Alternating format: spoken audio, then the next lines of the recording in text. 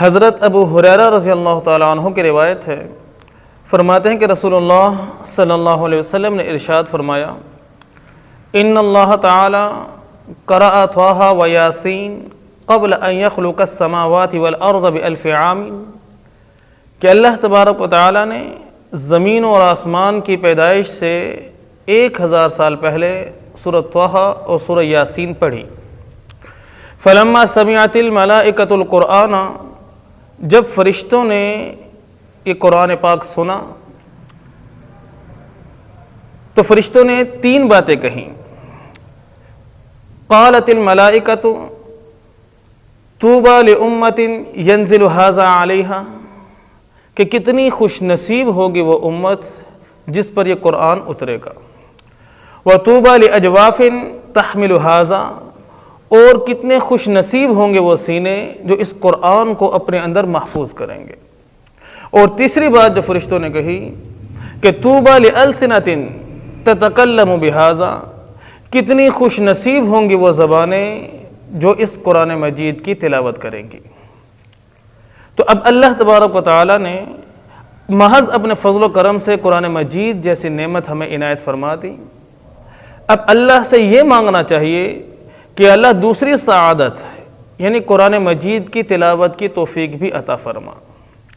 دیکھیں، قرآن مجید کی تلاوت کی توفیق کا مل جانا انسان کے لیے بہت بڑی سعادت اور خوش نصیبی کی بات ہے، کیونکہ اللہ تبارک و تعالیٰ نے انسان کی دنیا، قبر، حشر اور آخرت کے تمام مسائل کا حل قرآن مجید کی تلاوت میں رکھا ہے، کہ جب ہم پابندی اور اہتمام سے قرآن مجید کی تلاوت کریں گے تو اللہ تبارک و تعالیٰ قرآن مجید کی تلاوت کی برکت سے ہماری دنیا بھی سنوارے گا، ہماری قبر، آخرت اور حشر سب کچھ اللہ پاک سنوار دے گا۔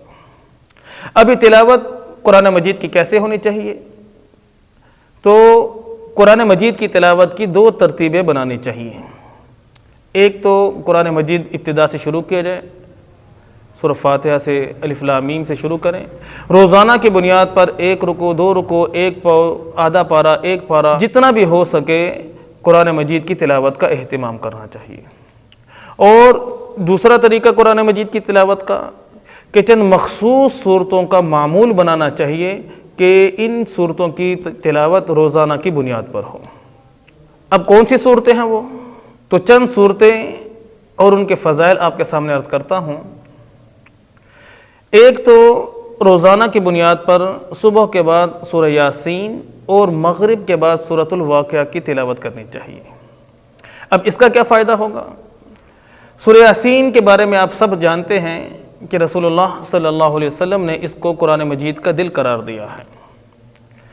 حدیث شریف میں آتا ہے، من قرأ یاسین ابتغاء وجہ اللہ تعالی، جو شخص اللہ کے رضا کے لیے 1 مرتبہ یاسین پڑھے گا تو اس پر اللہ تبارک و تعالیٰ اس کو کتنے انعامات عطا فرمائیں گے۔ پہلا انعام تو فرمایا کہ رسول اللہ صلی اللہ علیہ وسلم نے غفر لہ ما تقدم من ذنبہ، اس کے گزشتہ تمام کے تمام صغیرہ گناہ معاف کر دی جائیں گے۔ اور حضرت انس رضی اللہ تعالیٰ عنہ کی روایت میں آتا ہے کہ 1 مرتبہ یاسین پڑھنے پر اللہ تبارک و تعالیٰ اس کو 10 مرتبہ قرآن مجید پڑھنے کا ثواب عطا فرمائیں گے۔ اور ایک روایت میں آتا ہے کہ اللہ تبارک و تعالیٰ 1 مرتبہ یاسین پڑھنے پر 20 حجوں کا ثواب عطا فرماتے ہیں۔ اور اس کے علاوہ رسول اللہ صلی اللہ علیہ وسلم نے فرمایا قضیت حوائجہ، کہ جو شخص دن کی ابتدا میں اللہ کی رضا کے لیے یاسین 1 مرتبہ پڑھے گا، فرمایا کہ اس کے تمام کاموں کے لیے اللہ کافی ہو جائے گا۔ اور میرے عزیزو، جس کے لیے اللہ کافی ہو جائے، جس کے کام بنانے اور سنوارنے کے لیے اللہ کافی ہو جائے، پھر اس کے سامنے کوئی رکاوٹ نہیں رہتی۔ اور حضرت عبداللہ ابن عباس رضی اللہ تعالیٰ عنہ کی روایت میں آتا ہے کہ اللہ تبارک و تعالیٰ اس کے تمام کاموں میں آسانیاں اور سہولتیں پیدا فرما دیں گے۔ تو صبح کو یاسین ہو جائے اور مغرب کے بعد سورۃ الواقعہ۔ حضرت عبداللہ ابن مسعود رضی اللہ تعالیٰ عنہ فرماتے ہیں کہ رسول اللہ صلی اللہ علیہ وسلم نے فرمایا، من قرأ الواقعۃ کل لیلۃ، کہ جو شخص روزانہ سورۃ الواقعہ پڑھے گا، فرمایا لم تصبہ فاقۃ ابدا، فرمایا کبھی بھی اس شخص کو فاقہ نہیں پہنچے گا۔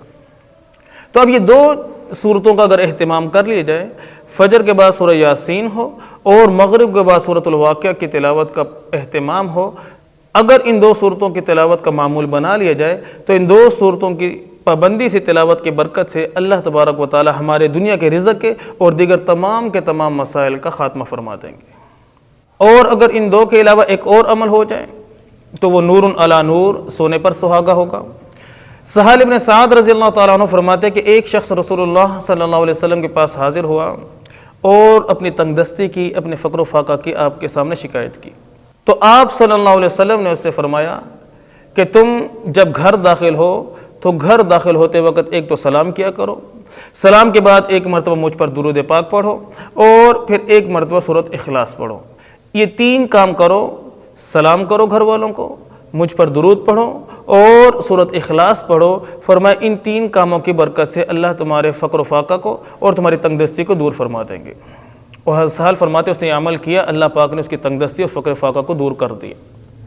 تو بہرحال یہ تین کام ہو جائیں، صبح فجر کے بعد یاسین، مغرب کے بعد سورۃ واقعہ اور یہ گھر میں داخلے کے وقت سلام اور درود پاک اور ایک مرتبہ سورۃ اخلاص پڑھنا، تو ان کاموں کی برکت سے اللہ تبارک و تعالی دنیا کے تمام مسائل انشاءاللہ حل فرما دیں گے۔ اور پھر اگلا مرحلہ آتا ہے قبر کا۔ اس کے بارے میں رسول اللہ صلی اللہ علیہ وسلم نے فرمایا کہ سورۃ الملک کی تلاوت کیا کرو۔ آپ نے فرمایا میری خواہش یہ ہے کہ میرے ہر امتی کے دل میں سورۃ الملک ہو۔ 29ویں سپارے کی پہلی سورت تبارک الذی بیدہ الملک۔ حضرت عبداللہ ابن عباس رضی اللہ تعالیٰ عنہ فرماتے ہیں ایک مرتبہ کچھ صحابہ کرام رضوان اللہ علیہم اجمعین سفر پر تھے، ایک جگہ انہوں نے خیمہ لگایا، تو جو ہی سورج ڈھلا، رات ہوئی، تو وہاں زمین سے وہاں ایک قبر تھی، صحابہ کو علم نہ ہو سکا، اس قبر سے سورۃ الملک کی تلاوت شروع ہوئی۔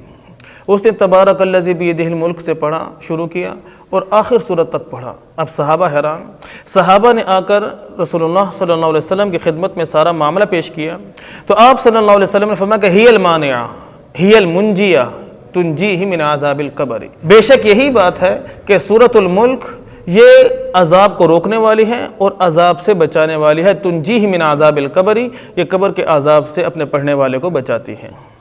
اور یہ کیسے بچاتی ہے؟ علامہ جلال الدین سیوطی رحمۃ اللہ علیہ در منصور میں حضرت انس رضی اللہ تعالیٰ عنہ کی ایک روایت لے کر ہے، لمبی تفصیلی روایت ہے، جس کا خلاصہ یہ ہے کہ جب سورۃ ملک پڑھنے والے کو قبر میں رکھا جائے اور انسان ہونے کے ناطے اس سے اور کوئی گناہ ہوئے ہوں، تو عذاب کا جب فرشتہ آتا ہے تو یہ صورت اس کے سامنے آ کر کھڑی ہو جاتی ہے کہ میں تجھے اس کو عذاب دینے نہیں دوں گی۔ وہ فرشتہ کہتا ہے کہ میں اللہ کی طرف سے آیا ہوں، اگر تو کوئی بات کرنا چاہتی ہے تو اللہ سے جا کر کر۔ اب سورۃ الملک پہنچتی ہے اللہ کی بارگاہ میں کہ یا اللہ یہ تیرا بندہ تھا، اس کا مجھ سے ایک تعلق تھا، مجھ سے محبت کرتا تھا، میری روزانہ تلاوت کرتا تھا، یا اللہ میں سفارش کرتی ہوں اس سے عذاب کو ہٹا دے۔ اللہ پاک اس بندے کے گناہ بتائیں گے کہ اتنا گناہ گار تھا، تو سورۃ ملک کہے گی یا اللہ یا تو اس سے عذاب کو ہٹا، میری سفارش اس کے حق میں قبول کر، یا پھر مجھے اپنے قرآن سے نکال دے۔ اللہ فرمائیں گے میں دیکھ رہا ہوں کہ تو غصے میں ہے۔ وہ کہے گی یا اللہ یہ شفاعت میرا حق ہے، یا تو مجھے قرآن سے نکال دے، یا پھر اس بندے کے حق میں میری سفارش اور شفاعت کو قبول کر۔ تو اللہ فرمائے گا جا، تیری سفارش کی وجہ سے میں نے اس سے عذاب کو ہٹا دیا۔ اب یہ صورت واپس آئے گی، واپس آ کر اس شخص کے ہونٹوں پر پیار کرے گی اور کہے گی کتنے خوش نصیب ہیں یہ ہونٹ جو دنیا میں میری تلاوت کیا کرتے تھے۔ اور پھر اگلا مرحلہ آتا ہے حشر کا۔